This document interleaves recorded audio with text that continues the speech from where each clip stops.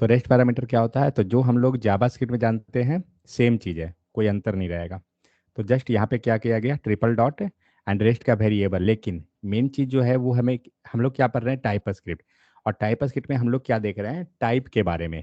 तो यहाँ पे आप देख सकते हैं कि रेस्ट पैरामीटर का अगर हम टाइप देना चाहें तो हमें जो भी आ रहा हो, एरे हो, नंबर, बुलियन, कोई भी आ रहा है, लेकिन मोस्टली रेस्ट पैरामीटर में जो आएगा वो क्या आएगा, एरे ही आएगा।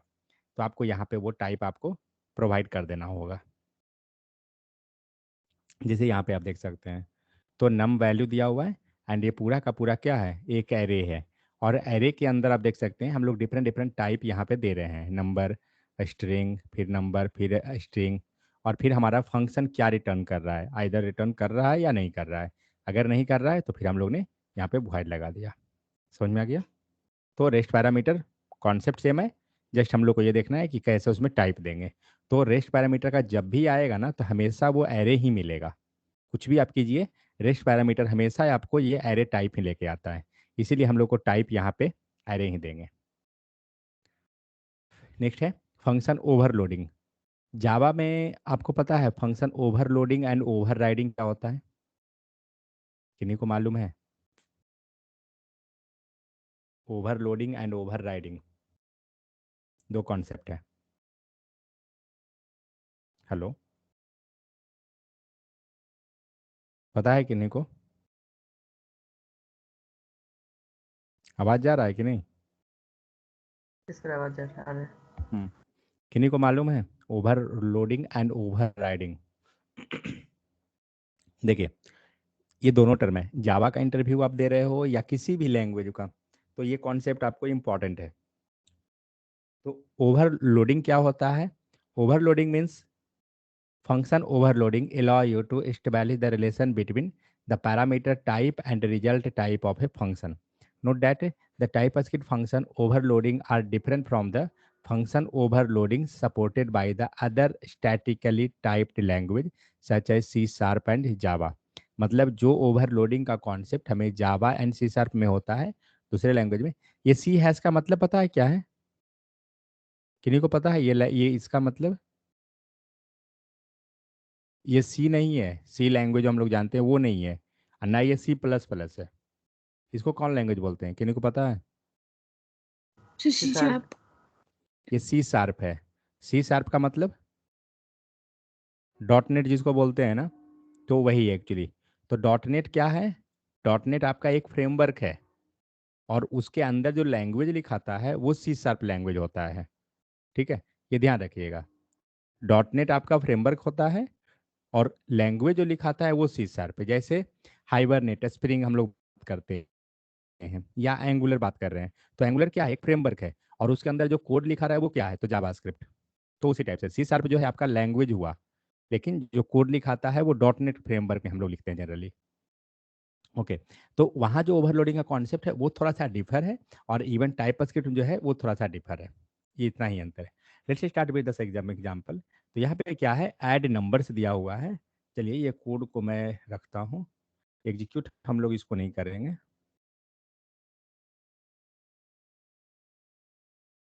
टाइपस्क्रिप्ट चलिए कंपोनेंट क्रिएट कर देता हूँ, GGC day 6।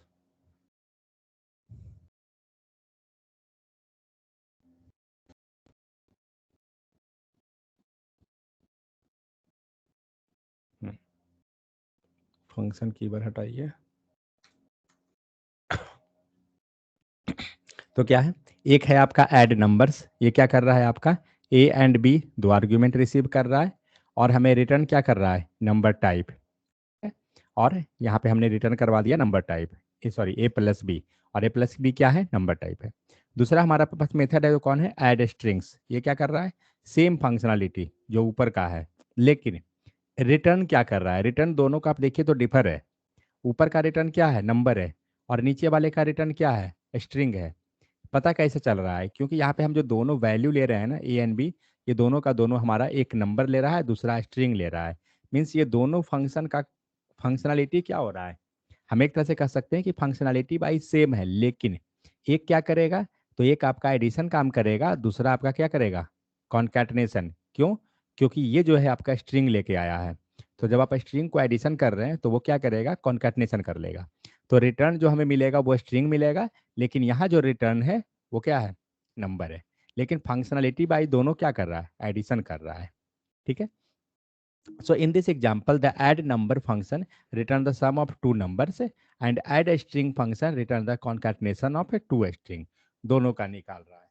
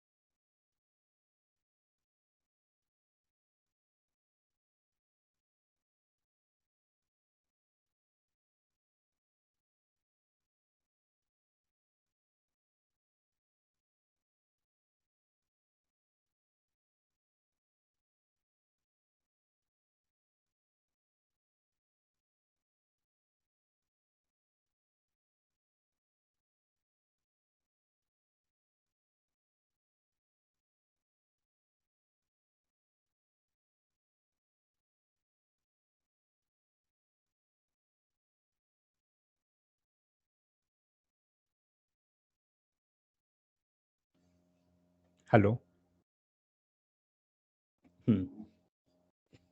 तो यहाँ पे क्या हो रहा है, एक फंक्शन हमारा क्या कर रहा है, एडिशन कर रहा है, दूसरा फंक्शन हमारा कॉन्कैटिनेशन रिटर्न कर रहा है। It's possible to use a union type. Same functionality करने के लिए आपको क्या हो रहा है कि एक अगर हम लोग को चेक करना है, पहला काम हम लोग को करेंगे क्या, यहाँ पे हम चेक करेंगे कि आइदर ये नंबर मीन्स पैरामीटर को चेक करेंगे कि नंबर टाइप है या स्ट्रिंग है।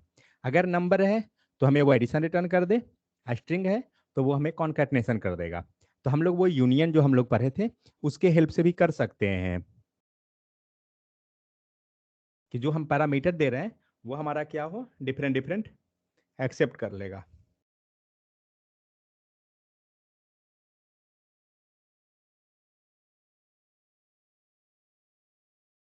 अब देखिए यहाँ पे हम लोग क्या कर रहे हैं, ऐड किए, जहाँ पे ए जो हमारा पैरामीटर है वो क्या है, नंबर एंड स्ट्रिंग दोनों टाइप का। सिमिलरली बी जो है आपका नंबर एंड स्ट्रिंग दोनों हो रहा है, एंड रिटर्न जो मिल रहा है वो क्या है, नंबर एंड स्ट्रिंग दोनों है। तो हम लोग क्या किए, पूरे में यूनियन को लगा दिए। अब यूनियन के हिसाब से क्या हो रहा है, हम लोग यहाँ पे रिटर्न करवा दे रहे हैं कि या तो वो नंबर हो, मीन दोनों पैरामीटर नंबर है तो हमें ए प्लस बी रिटर्न कर देगा, और अगर वो स्ट्रिंग है तो फिर ए प्लस बी रिटर्न करवा दे रहा है, मीन्स कॉन्कैटिनेशन या दोनों हो रहा है। तो जो कॉन्सेप्ट हम लोग यहाँ पे यूनियन की हेल्प से कर रहे हैं वही चीज एक्चुअली में टाइप स्क्रिप्ट हो या कोई भी दूसरे प्रोग्रामिंग लैंग्वेज हम लोग ओवरलोडिंग का कॉन्सेप्ट करते हैं। तो यही ऊपर जो लिखा हुआ है ओवरलोडिंग है, और नीचे जो है वो यूनियन है। तो हमें जैसा भी नीड हो हम उसको यूज कर सकते हैं। तो ओवरलोडिंग भी जा सकते हैं, वरना हम उस पर भी जा सकते हैं। ठीक है। तो बेस्ट कौन है, तो बेस्ट हम देखते हैं यहाँ पे कुछ अगर दिया तो ठीक है। तो it's possible to use the union type to define a range of type for function parameter and result. तो यूनियन हम लोग यूज किए। However the union type does not express the relation between the parameter types and results accurately. Means अगर आप union पे जाते हैं, हम लोग यहाँ नीचे में क्या कर रहे हैं, तो यहाँ पे आप पैरामीटर पे श्योर नहीं है कि आपका जो आ रहा है वो नंबर है, स्ट्रिंग है, क्या है। इसलिए हम लोग क्या करेंगे, जब भी ऐसा कुछ नीड रहे तो हम लोग उसको मेथड ओवरलोडिंग को ही लेकर जाएं तो ज़्यादा बेहतर होगा कंपेयर्ड टू यूनियन। जबकि वर्क बाई देखा जाए दोनों हो रहा है, वैसा कोई झंझट नहीं है, लेकिन एक जहाँ बात होती है स्ट्रिक्टली टाइप का तो वहाँ पे वो थोड़ा सा सीन बन जाएगा। So however, the union does not express the relation between the parameter type and result accurately. The add function tell the compiler that it will accept either number or a string. Means दोनों possibility है। Hence and return A number और a string. It fails to describe that function return a number when the parameter are number and return a string if the parameters are a string. ठीक है, तो यहाँ पे थोड़ा सा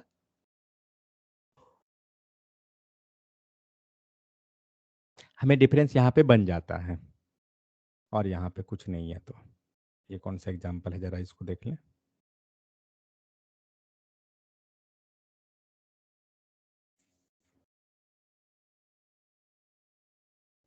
अब देखिए, ये तो मेथड ओवर राइडिंग लग रहा है, एग्जाम्पल है। Relation between function support the function overloading for example. Okay, overloads, okay fine. अब देखिए यहाँ पे क्या है, हम लोग ने क्या किया, एक ऐड नाम का मेथड हुआ, ठीक है, जो क्या कर रहा है, हमें आर्ग्यूमेंट में नंबर ले रहा है। दूसरा ऐड मेथड है जो हमें क्या ले रहा है, तो स्ट्रिंग ले रहा है। एंड जो हमारा मेन जो फंक्शन हो रहा है एडिशन का, वो क्या रिटर्न कर रहा है, एनी टाइप का रिटर्न कर रहा है। मीन्स यही जो है कॉन्सेप्ट है, इसी को कहते हैं मेथड ओवरलोडिंग। ओवरलोडिंग का मतलब क्या होता है, इम्प्लीमेंटेशन क्या होता है, सेम रहता है, बट उसके अंदर पैरामीटर हमारा डिफर हो जाता है। तो आप देख सकते हैं मेथड नाम क्या है, आपका एडिशन है, इम्प्लीमेंटेशन हमारा सेम हो रहा है, लेकिन पैरामीटर जो है वो डिफर हो गया। यहाँ पे आप देख सकते हो आपका टाइप जो है वो डिफर कर रहा है। तो इस टाइप से जब अगर आपको ओवरलोडिंग लिखना है तो इस टाइप से लिखाता है, और नहीं तो फिर आप इस टाइप से जो सेपरेट सेपरेट लिखे हैं तो वैसे भी जा सकते हैं, वो चलेगा, कोई इशू नहीं है। So in this example, B added two overloads to add function. The first overload tell the compiler that when the arguments are number, the add function should return a number. First वाला क्या कर रहा है कि अगर आपका number रहेगा, जब आपका नंबर है टाइप, तो ये रिटर्न क्या करेगा, नंबर करेगा। सेकेंड फंक्शन सेम उसी टाइप से क्या डिस्क्राइब कर रहा है कि अगर आपका स्ट्रिंग है तो रिटर्न क्या करेगा, स्ट्रिंग करेगा। तो ये दोनों जो है आर्ग्यूमेंट को रिसीव करने का काम कर रहा है, ये अभी इम्प्लीमेंटेशन कुछ नहीं किया है। और ये दोनों का इम्प्लीमेंटेशन कहाँ पे लिखा हुआ है, तो इम्प्लीमेंटेशन एक्चुअली इस लाइन पे लिखा हुआ है। ये क्या कर रहा है, एडिशन लिया एनी एनी करके, और यहाँ पे ये जो एक्चुअली एनी है वो एनी नहीं है, ये दोनों यहाँ से ला रहा है, वो वैल्यू को लाएगा और इसमें इसमें इम्प्लीमेंट करने के लिए पास कराएगा वैल्यू को। तो मेथड ओवरलोडिंग को हमें इस टाइप से लिखना पड़ेगा। सो etch function overload defines a combination of type supported by add function. ठीक है, तो हर एक कॉम्बिनेशन में क्या हो रहा है, ऐड का फंक्शनलिटी को वहां पे हम सपोर्ट कर रहे हैं। It describes the mapping between the parameters and the result they return. तो हम लोग यहाँ पे क्या कर रहे हैं, मैपिंग प्लस पैरामीटर जो रिटर्न होगा उसको हम लोग यहाँ पे शो कर रहे हैं। जैसे यहाँ पे एडिशन हुआ ए एंड बी, तो हमने पैरामीटर ले लिया, प्लस ये रिटर्न क्या करेगा, तो रिटर्न में हमारा नंबर है।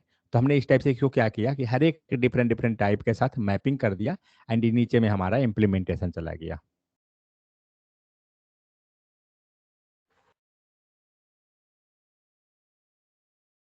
यहाँ पे आपको लिखा हुआ है ऑप्शनल के साथ कि हम ऑप्शनल पैरामीटर को कैसे पास करेंगे। तो यहाँ पे हम देख सकते हैं कि सी हमारा एक फिक्स है और इसके केस में सी हमारा ऑप्शनल बना हुआ है। ठीक है, तो यहाँ पे क्या हो रहा है, ए एंड बी हमारा नंबर टाइप हुआ, रिटर्न भी हमारा नंबर। दूसरे में सम हमारा ए बी एंड सी तीन पैरामीटर यहाँ पे फिक्स कर दिया गया, और नीचे में हमारा ए एंड बी को फिक्स हुआ एंड सी हमारा जो है वो ऑप्शनल हो गया। तो इस टाइप से ऑप्शनल पैरामीटर हम लोग पास करा देते हैं। तो कभी भी ऑप्शनल का जब भी केस आए हम क्या देंगे, इंट्रोगेटिव साइन देंगे। तो ये था आपको क्या चीज, ओवरलोडिंग का कॉन्सेप्ट। और जस्ट ये यहाँ पे एग्जांपल डाला हुआ है, बस वो एग्जांपल एनफ है समझने के लिए। नेक्स्ट है टाइप स्क्रिप्ट क्लास। क्लास के बारे में बताने का कोई नीड नहीं है क्योंकि हम लोग ऑलरेडी जावास्क्रिप्ट में पढ़े हैं, वही क्लास है। जस्ट एग्जांपल डालूंगा मन में। हाँ बोलिए। प्राइवेट क्या है सर, प्राइवेट किस में ऊपर में था तो बता दीजिए। प्राइवेट आगे पढ़ेंगे, मिलेगा स्पेसिफायर, पब्लिक प्राइवेट प्रोटेक्टेड तीनों आएगा। नेक्स्ट हम लोग देखते हैं में क्या होता है। तो अभी हम लोग जो भी चीज यहाँ पे देख रहे हैं, कोई भी चीज क्या कर रहे हैं, हम लोग क्लास के अंदर लिख रहे हैं। मीन्स टाइप स्क्रिप्ट के अंदर क्या कर रहे हैं, हम एक क्लास डिफाइन कर रहे हैं और उसके अंदर लिख रहे हैं। तो जो काम आप यहाँ फंक्शन कर रहे हैं, तो फंक्शन यहाँ पे क्या किए, पर्सन, और पर्सन के अंदर हमने पैरामीटर को ले आया। अब इससे रिसीव करने के लिए हमने क्या किया, यहाँ से आर्ग्यूमेंट रिसीव करके और दिस कीवर्ड को दे दिए। तो दिस कीवर्ड क्लास, फिर उसके अंदर मेथड कैसे बना रहे हैं, दिस कीवर्ड होती क्या है जब क्लास के अंदर आती है। तो ये सारा जो हम जावास्क्रिप्ट में पढ़े थे सेम कॉन्सेप्ट है, तो इसके ऊपर हम लोग ज़्यादा नहीं जाएंगे। तो यहाँ से हम लोग अगर ये फंक्शन है इसके अंदर कोई भी मेथड है तो उसको हम लोग प्रोटोटाइप से एक्सेस किए थे, जावास्क्रिप्ट के केस में देखे थे, एंड उसको हम लोग एक्सेस करके उसको वैल्यू पास कराना है वो भी हम लोग कर रहे थे। तो वही सब चीज़ें है पूरा का पूरा यहाँ पे कि प्रोटोटाइप कैसे का एक्सेस करता था वो सारा चीज़। लेकिन प्रोटोटाइप वगैरह क्या था जावास्क्रिप्ट में, लेकिन ES6 जब आया तो हमें वो उसने क्या डिफाइन करवाया, क्लास के कॉन्सेप्ट। तो ES6 allowed you to define a class that is simple, means जो काम, जैसे ये फंक्शन है इसके पास कोई मान लीजिए कोई मेथड जैसे गेट फुल नेम, यहाँ पे गेट फुल नेम नाम का कोई मेथड इसके पास नहीं है। तो हम लोग क्या कर रहे हैं कि इस पर्सन फंक्शन में, function in the sense object की तरह है, तो इस फंक्शन में हम क्या कर रहे हैं गेट फुल नेम नाम का एक मेथड को पास कर रहे हैं। तो मेथड को सेट कैसे करते हैं, तो जब भी कोई मेथड या प्रॉपर्टी कुछ भी किसी फंक्शन में सेट करना है तो हम यूज करते हैं प्रोटोटाइप। एंड प्रोटोटाइप के हेल्प से हम लोग उस फंक्शन के अंदर पैरामीटर हो, प्रॉपर्टी हो, कुछ भी उसमें हम पास कराते हैं। लाइक यहाँ पे दिया हुआ है person dot prototype dot gate full name. तो ये जो गेट फुल नेम है ये क्या होगा, उस person object means person function के पास ये प्रॉपर्टी अवेलेबल हो जाएगा। ठीक है, और यहाँ पे हम लोग ने रिटर्न वगैरह जो भी कराना है इम्प्लीमेंटेशन वो लिख दिए। अब यहाँ पे जब आप गेट फुल नेम को कॉल कर रहे हैं कंसोल में, यहाँ पे हमारा जब कॉल हो रहा है तो ये क्या करेगा,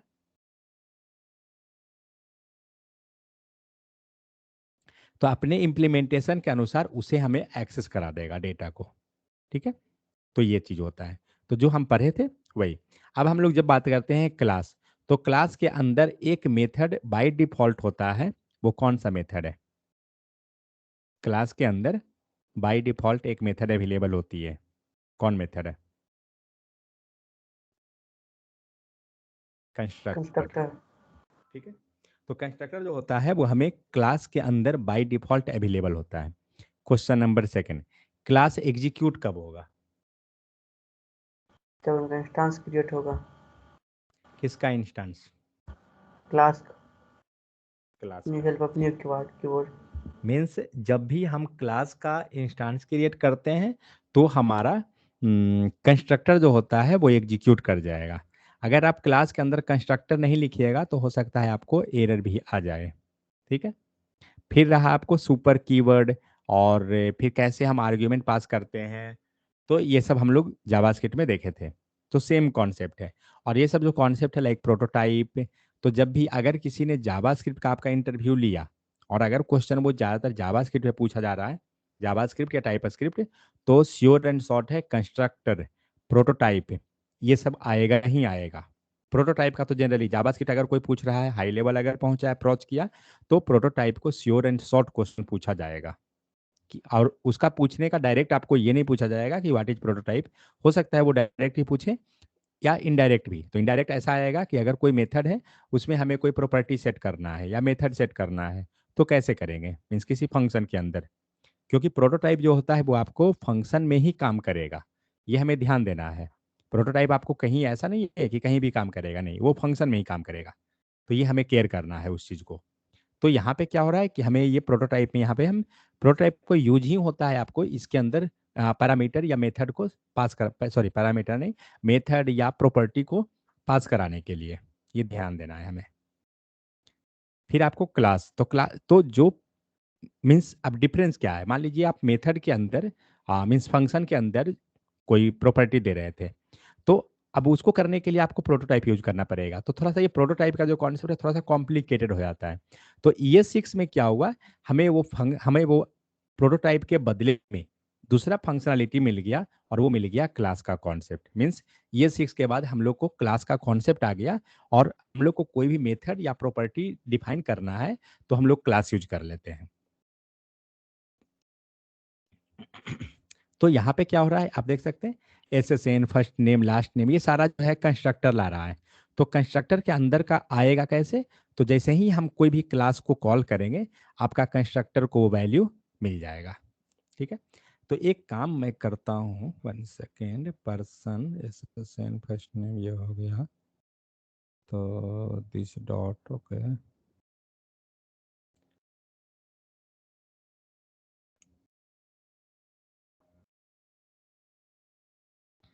इसीलिए देखिए क्या हम लोग अभी तक कर रहे थे, मान लीजिए यहाँ पे हमने कोई मेथड लिया, गेट फुल नेम नाम का हो गया, अब आ रहा है दिस डॉट फर्स्ट।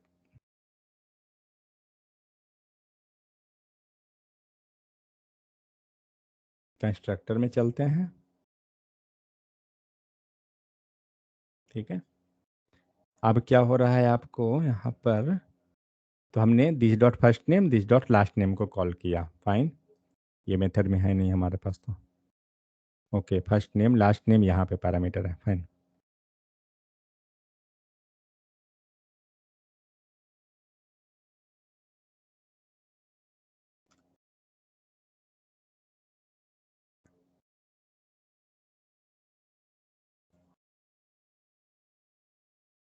हटाइए, एंड ये वैल्यू हमें यहाँ पे देना पड़ेगा।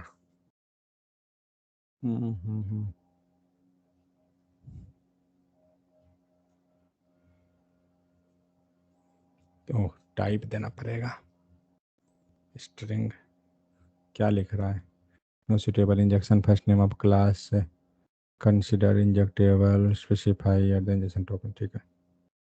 यहाँ पे नहीं हम लोग दे सकते हैं इसको, तो हम लोग को चाहिए क्या, ओके।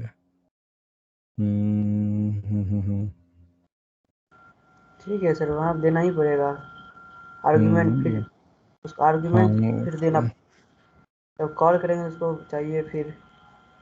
तो कॉल इसको क्लास को करते नहीं ना है, कॉल तो डायरेक्ट होता है ना। फिर इसको आर्गुमेंट कैसे पास करेंगे, देखते हैं, फिर मेथड ही बनाना पड़ेगा। हाँ मेथड से ही होगा वो तो है। तो हम लोग पहला काम क्या करना है, इस गेट फुल नेम को कॉल कराना है, सबसे पहला काम तो ये है। ये दोनों को हटाइए, हमें नहीं मतलब है। गेट फुल नेम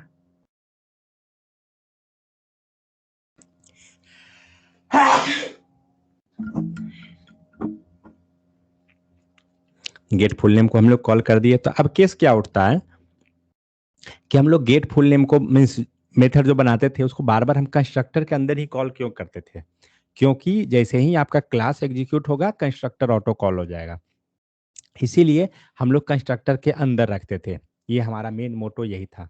तो कंस्ट्रक्टर के अंदर हमने इसको गेट फुल नेम को कॉल करवा दिया, तो कॉल हो गया।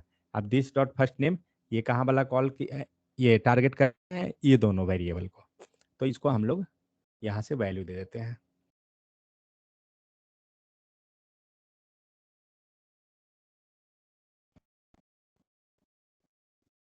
ठीक है। नीचे भी एरर नहीं है, चलिए। तो अब आपका आउटपुट दे देगा, आउटपुट हम लोग रन नहीं किए हैं। तो हम लोग क्या किए, कंस्ट्रक्टर के अंदर get this dot gate full name और यहाँ पे first name last name value हो गया, ये दोनों वैल्यू आपको यहाँ मिल गया। तो नॉर्मल जैसे हम लोग काम करते हैं वो हमारा हो गया यहाँ पे। तो कोई भी मेथड अगर आप लिख रहे हैं, आपको एक चीज ध्यान होना चाहिए कि आपका वो मेथड जो है आपका कंस्ट्रक्टर के अंदर कॉल हुआ होना चाहिए, नहीं होगा आपका वर्क नहीं करेगा। मैं एक काम करता हूँ, ये सारा को मैं कमेंट करता हूँ फिलहाल, अ, इसको भी कमेंट करता हूँ और ये दोनों को ऊपर करता हूँ, ठीक है। चलिए, तो क्या किए हम लोग, तो गेट फुल नेम नाम का यहाँ मेथड बनाया हमने, कंस्ट्रक्टर के अंदर उसको कॉल कर दिया, और ये जो दोनों वेरिएबल था इसको हम लोग ने बाहर से वैल्यू प्रोवाइड करवा दिया। अब आपको अगर बाहर नहीं अंदर यहीं से देना है तो आप दे सकते हैं, तो आप यहाँ से, तो आपको क्या करना पड़ेगा, आर्ग्यूमेंट में इसको रिसीव करवाना पड़ेगा। तो जैसे जावा स्क्रिप्ट में करते हैं ना, सेम वही चीज़, यहाँ से हम लोग ऊपर वाला वैल्यू को पॉइंट आउट कर देंगे। तो ऊपर वाला वैल्यू अगर हम पॉइंट करते हैं तो कैसे होगा, दिस डॉट करके करना पड़ेगा, कॉमा लास्ट नेम में दिस डॉट हो गया। ये आपको एरर दे रहा है क्योंकि नीचे में आर्ग्यूमेंट रिसीव नहीं किया है ना, इसीलिए एफ है नेम कॉमा एल नेम,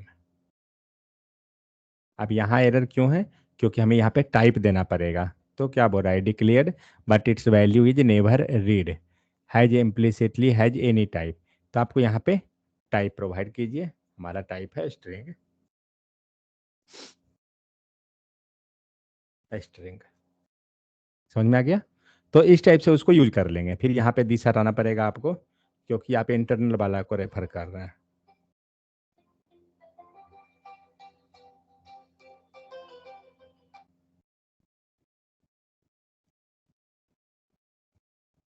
और इसको हम लोग एल नेम ले लेते हैं, सॉरी,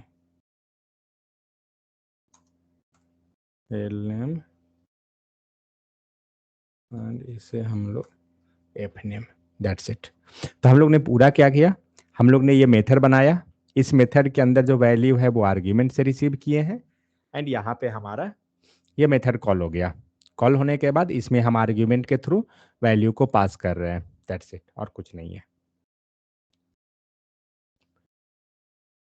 ठीक है। तो हम लोग, लेकिन हाँ ध्यान रहना चाहिए कि कभी भी आप लिख रहे हैं, आपको हर हाल में या तो वो कंस्ट्रक्टर के अंदर कॉल कीजिए या एन जी ऑन इनिट के अंदर। तो कंस्ट्रक्टर तो हमें पता है, एन जी ऑन इनिट आगे हम लोग समझेंगे कि उसके अंदर क्या लिखते हैं। तो इस टाइप से हमें हर हाल में कॉल करना पड़ेगा, क्योंकि कॉल नहीं कीजिएगा आपका ये एग्जीक्यूट नहीं होगा मेथड। क्योंकि बहुत बार आपको इंटरव्यू में क्या होगा ना, कि आपको कोडिंग लिखने के लिए टाइपस्क्रिप्ट पेज में भी दे दिया जाएगा। मीन्स एंगुलर का जो पेज है टाइपस्क्रिप्ट, उसमें ही बोल दिया जाएगा कि जावास्क्रिप्ट का कोई कोडिंग दे दिया गया, लिखना है। तो आप लिखने के लिए आपको एक चीज़ ध्यान रखना होगा कि अगर आप कब कोई मेथड अगर बनाए हैं, तो मेथड आपका कंस्ट्रक्टर के अंदर या एनजी ऑन इट में कॉल होना चाहिए। क्योंकि पता चलेगा आपने पूरा लॉजिक लिख ही लिया, अब आपको पता ही नहीं चल रहा है कि आपको कहाँ लिख वो कॉल, मतलब आउटपुट क्यों नहीं आ रहा है। क्योंकि जब तक कॉल नहीं होगा आउटपुट नहीं आएगा। तो ये चीज़ ध्यान रखिएगा, क्योंकि जल्दीबाजी में है थोड़ा, हमें ये इशू होता है इंटरव्यू टाइम में। ठीक है। तो बाकी रहा है आपको टाइप देने का। तो टाइप तो हमें पता है कैसे देना है, बस। नेक्स्ट है आपको एक्सेस मॉडिफायर। तो एक्सेस मॉडिफायर क्या होता है, पता है किन्हीं को? यहाँ तक कोई दिक्कत किन्हीं को क्लासेस और ये सब चीज में?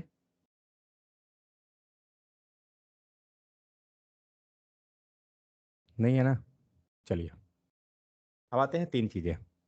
तो एक्सेस मॉडिफायर, एक्सेस मॉडिफायर का जब भी इंटरव्यू में क्वेश्चन मिलेगा या कहीं पे भी आपको मिलेगा ना, आपको डायरेक्ट ये नहीं पूछेगा कि प्राइवेट पब्लिक प्रोटेक्टेड क्या होता है। आपको ये क्वेश्चन को घुमा के पूछेगा हमेशा। मोस्ट ऑफ द टाइम मैं जो फेस देखा हूँ, वो घुमा हुआ क्वेश्चन मिलेगा। तो पहला हमें एक्सेस मॉडिफायर क्या होता है, प्राइवेट, प्रोटेक्टेड, पब्लिक। तो पहले हम लोग पब्लिक को देखते हैं। तो पब्लिक में क्या होता है कि आप कोई भी कोड अगर लिख रहे हैं, तो बाय डिफॉल्ट आपका जो होता है वो पब्लिक ही होता है। ठीक है। बाय डिफॉल्ट जो होता है वो पब्लिक होता है। मीन्स हम लोग ने यहाँ पे एक मेथड लिखा, गेट फुल नेम, बट इसको कुछ नहीं लिखे हैं। ये मेथड क्या है, पब्लिक है। आप इसको यहाँ लिख सकते हैं पब्लिक, ऐसा आप लिख सकते हैं। लेकिन आप नहीं भी लिखते हैं कोई फर्क नहीं पड़ेगा, क्योंकि बाय डिफॉल्ट आपका ये पब्लिक होता है। क्या लिख रहा है, कुछ लिख रहा है क्या? नहीं लिख रहा है यहाँ पे। तो बाय डिफॉल्ट जो होता है वो पब्लिक रहता है। जैसे यहाँ वेरिएबल है, फर्स्ट नेम लिखा हुआ है लेकिन कुछ नहीं है, तो ये क्या है, इसको हम पब्लिक लिख सकते हैं, कोई इशू नहीं है।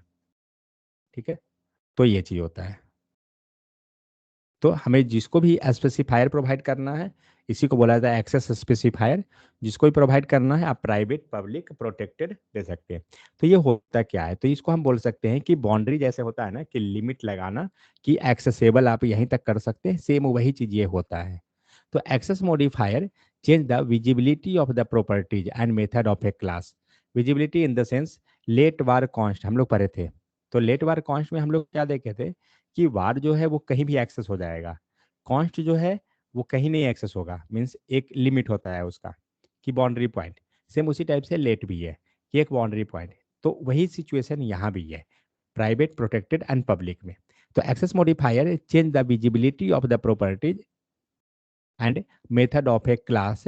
TypeScript provide three access modifier. So note that TypeScript control the access logically during compilation time, not at the runtime. The private modifier. तो प्राइवेट का मतलब क्या हो रहा है, सिंपल सी बात। आप दो स्कूल है, एक प्राइवेट स्कूल है, दूसरा गवर्नमेंट स्कूल। तो जैसे हम बात करते हैं ना कि प्राइवेट स्कूल मतलब हुआ कि पर्सनल हो गया, एक स्पेसिफिक यूजर का, किसी ऑनर का है। लेकिन पब्लिक अगर स्कूल है, इसका मतलब क्या हुआ, वो गवर्नमेंट की प्रॉपर्टी है। तो सेम वही चीज, प्राइवेट मॉडिफायर मतलब प्राइवेट, प्राइवेट मीन्स किसी एक इंडिविजुअल का, पब्लिक। अब कोई एक चीज सोचिए, आपका अगर प्राइवेट प्रॉपर्टी है तो क्या उस प्राइवेट प्रॉपर्टी में कोई भी आके पार्किंग करना हो या कोई भी काम करना हो, कोई फंक्शन करना है, कोई नहीं कर सकता है, क्योंकि वो प्राइवेट प्रॉपर्टी है। मीन्स उसका जो एक्सेस है वो लिमिट है। अगर आप परमिशन दे रहे हो तभी वो अगला प्रोसीड कर सकता है, नहीं तो नहीं करेगा। तो प्राइवेट का मतलब क्या हो रहा है कि हमारा लिमिट एक लगा हुआ है। मीन्स कोई ऐसा नहीं है कोई भी आएगा और एक्सेस करके चला जाएगा, वही चीज यहाँ पर है। So the private modifier limit the visibility to the same class only. Means जो क्लास है, अगर आपने उसको प्राइवेट बना दिया है, इसका मतलब है कि वो जो मेथड है या फिर प्रॉपर्टी है वो सिर्फ उसी क्लास में एक्सेस होगा, कहीं दूसरे जगह एक्सेस नहीं कर सकते हैं आप। जैसे आपके पास दो क्लास है, मान लीजिए एक क्लास ये हुआ, या यहाँ पे हम लोग एक क्लास बनाते हैं, ये रहा हमारा क्लास ए। और एक और हम लोग फाइल बना लेते हैं, ये रहा हमारा क्लास बी। तो हमारे पास दो क्लास है, एक क्लास ए, क्लास बी।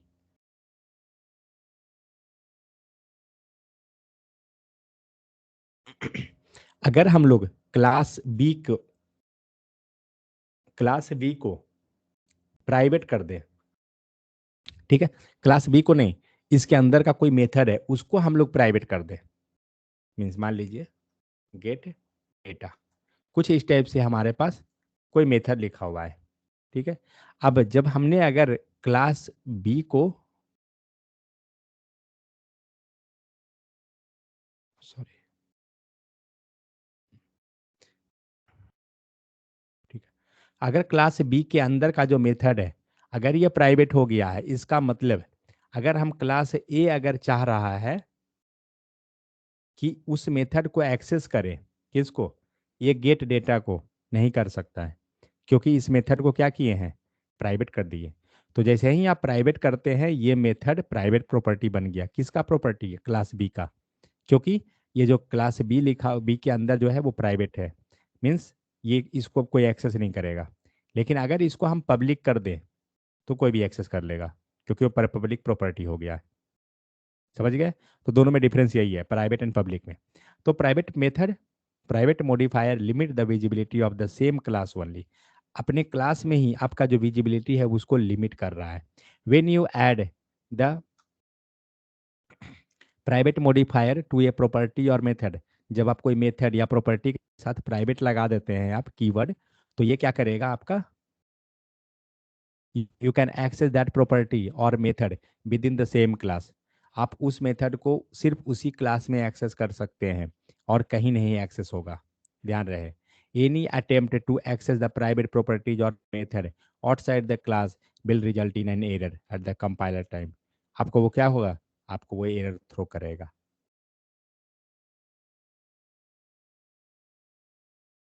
तो यहाँ पे देखिए, जैसे ये क्लास है, क्लास पर्सन, इसके अंदर एक एसएसएन नाम का प्रॉपर्टी है, दूसरा प्राइवेट फर्स्ट नेम है और हमारा लास्ट नेम। इन लोगों को इसने क्या किया हुआ है, प्राइवेट लगाया गया। इसका मतलब इसको कोई दूसरा एक्सेस नहीं कर सकता है बाहर में। ये जब भी एक्सेस होगा सिर्फ इसी क्लास के अंदर होगा। जैसे हम लोग यहाँ पे लिखे ना, प्राइवेट गेट डेटा। अब मान के चलिए यहाँ पे कंसोल हम लिख लेते हैं,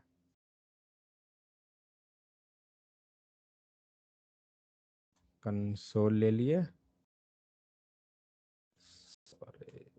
गेट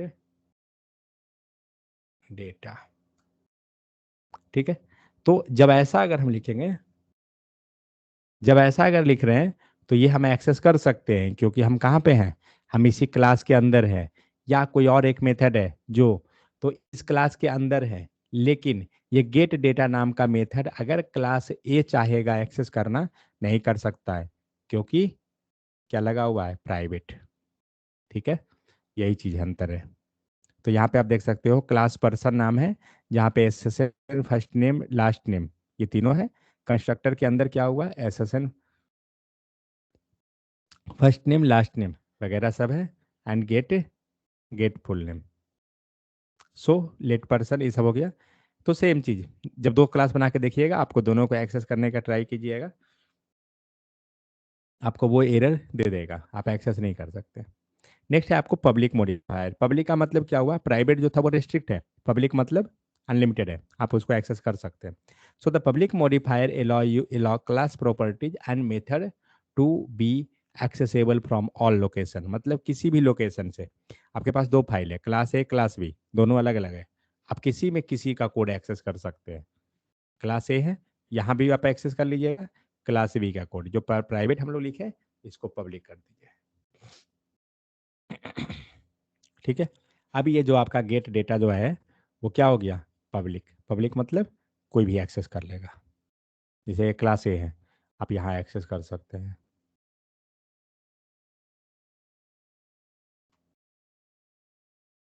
दोनों में कोई ज़्यादा डिफरेंस नहीं है।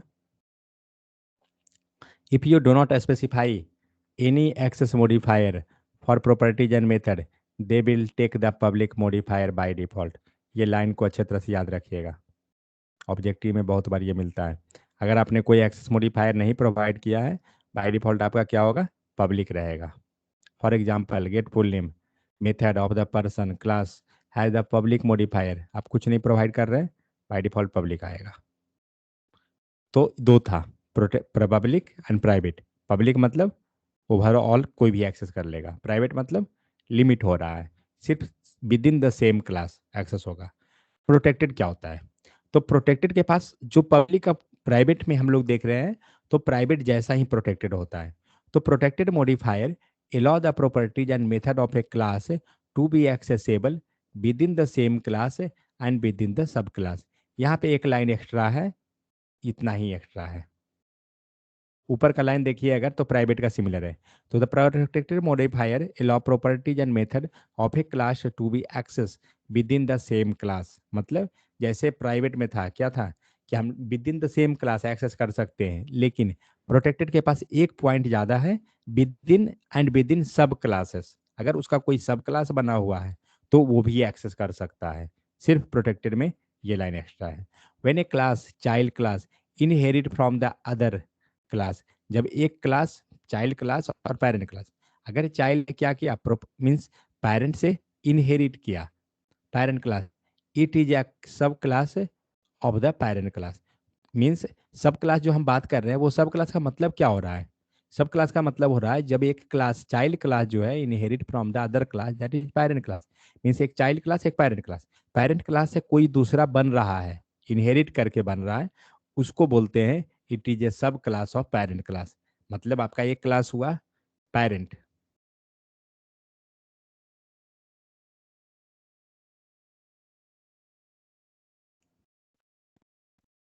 ठीक है, तो ये हो गया हमारा पेरेंट। इसको मैं हटाता हूँ सारा लाइन को, मुझे नहीं चाहिए।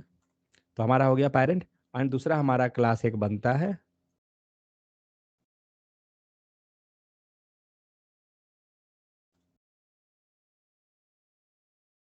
चाइल्ड। हमारे पास दो क्लास है, एक पेरेंट दूसरा चाइल्ड, लेकिन हम क्या चाह रहे हैं कि पेरेंट क्लास से ही चाइल्ड क्लास बने। तो वैसे केस में क्या होगा, उसको कैसे बनाएंगे, with the help of inherit करना होगा। इनहेरिट मतलब हमारे भी जस्ट आगे पढ़ेंगे मिलेगा हमें, इनहेरिट मतलब एक्सटेंड कीवर्ड। तो जैसे ही उससे इसको नया बनाना है, उसी क्लास को यूज करके आपको क्या करना पड़ेगा, एक्सटेंड करना पड़ेगा। तो जैसे ही आप एक्सटेंड कीजिएगा, आपका वो क्लास का मेथड प्रॉपर्टी सब दूसरे में आ जाएगा। ठीक है। और जो आपका जो पेरेंट क्लास से बना है उसी को बोलते हैं सब क्लास। तो जो प्रोटेक्टेड का केस है वो कहाँ तक लिमिट हो रहा है, उसका बाउंड्री पॉइंट सब क्लास तक, जो पेरेंट से हमें बनाया गया है। समझ में आ गया। तो यही है ये तीनों लाइन का, private protected and public. Ram प्रवेश, ये क्लियर हुआ लाइन। तो कभी भी यस इंटरव्यू में सर। आपको पूछा जाता है ना, लाइक जनरली क्या रहेगा इंटरव्यू में, मान लीजिए आपको दिया हुआ है कि आपके पास दो मेथड है, ठीक है, और एक मेथड जो है मीन्स किसी फाइल में लिखा हुआ है, और वो एक मेथड जो है दूसरे क्लास का जो है उसको एक्सेस कर पा रहा है। क्यों, मीन्स दो क्लास हुआ, एक क्लास के अंदर हमने जो मेथड लिखा है वो दूसरा क्लास वाला उसको एक्सेस कर लिया, बट क्यों किया, कौन सा स्पेसिफायर लग रहा है, तो सिंपल पब्लिक, क्योंकि एक क्लास से दूसरा क्लास एक्सेस कर पाया। तो इस टाइप से हमें वो केयर करना पड़ेगा। अब मान लीजिए दिया हुआ है कि आपके पास एक क्लास है पेरेंट क्लास, और दूसरा जो है उसे एक डिराइव क्लास बनाया गया, सब क्लास बनाया गया। अब सब क्लास ने एक्सेस कर लिया, सब क्लास के पास है एक मेथड कोई है पेरेंट के पास, उसको सब क्लास ने एक्सेस कर लिया। वो कैसे कर लिया?